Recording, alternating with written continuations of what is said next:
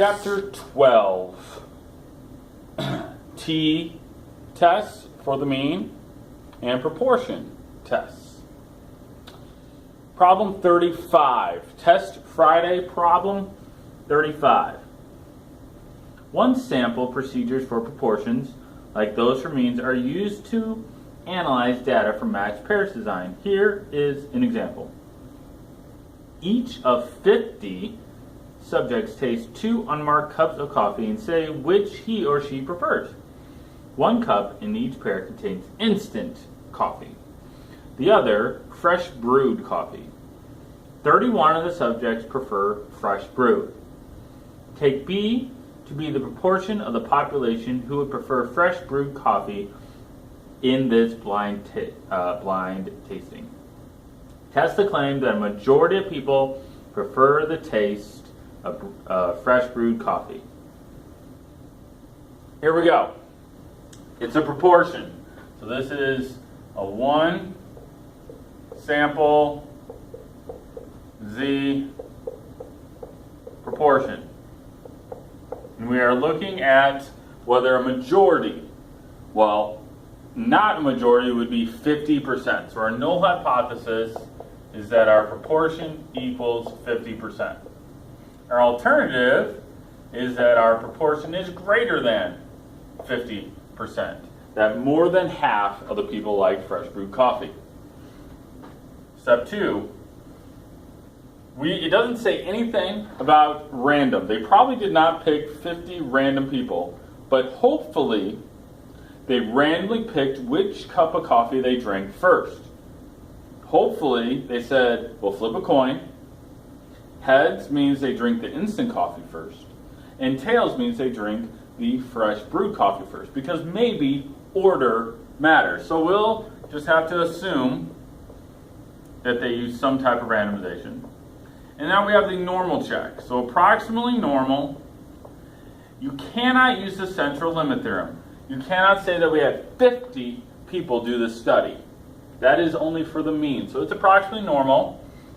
And we have to check n times p greater than or equal to 10, and n times 1 minus p greater than or equal to 10. You got to plug the numbers in. 50 was how many people did it, and let's see, what is p? 0.5? So I believe that's 25. That's bigger than 10. So 25 is greater than 10.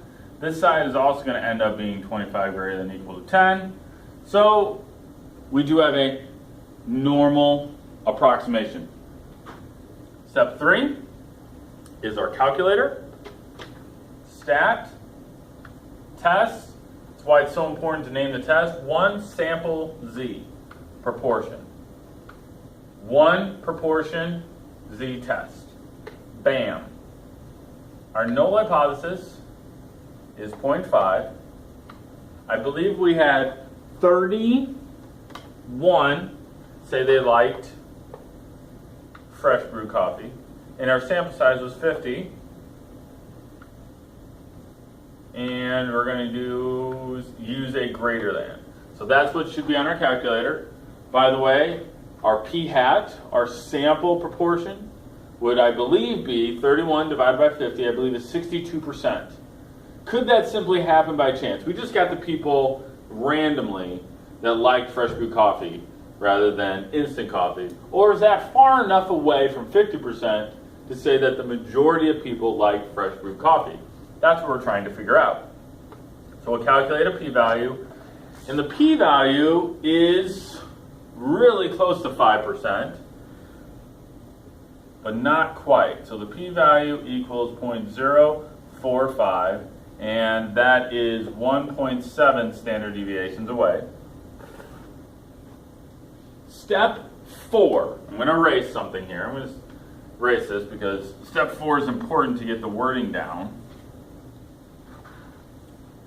Since 4% is less than 5%, it's really close, but we made the line at 5%, so we're going to go step 4, we're going to reject the null hypothesis since the p-value is low.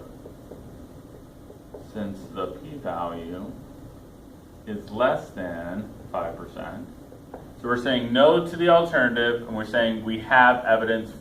We're saying no to the null, and we are saying yes, we have evidence for the alternative.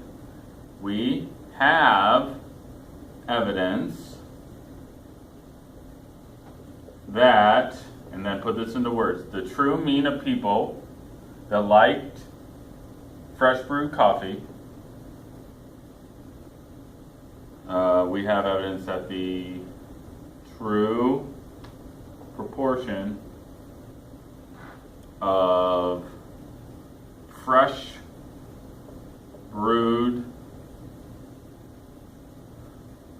likers, that's not the best English, sorry, is greater than 0.5. I'm sure you could say it a little bit better, but we have evidence that the true proportion of people that like fresh brewed coffee is greater than 50%.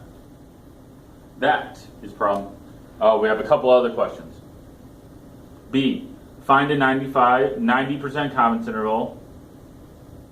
I'll do that in a second. Let's go to C.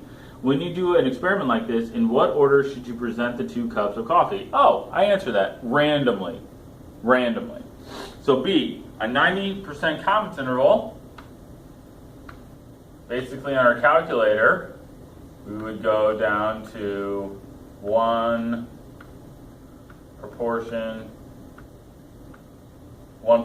Z interval. We have the same numbers. We're going to change this to a 0.90 because I believe that's what they tell us to.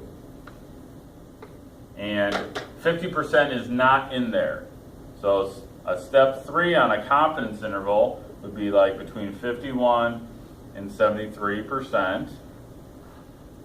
And do not forget, I'm not going to write it, don't forget your sentence. We are 99% confident, or 90% confident, that the true proportion of people who like fresh brewed coffee is between 51 and 73%. We can reject the null hypothesis because 50% is not in there. Next problem I'll do on a different video is problem 36.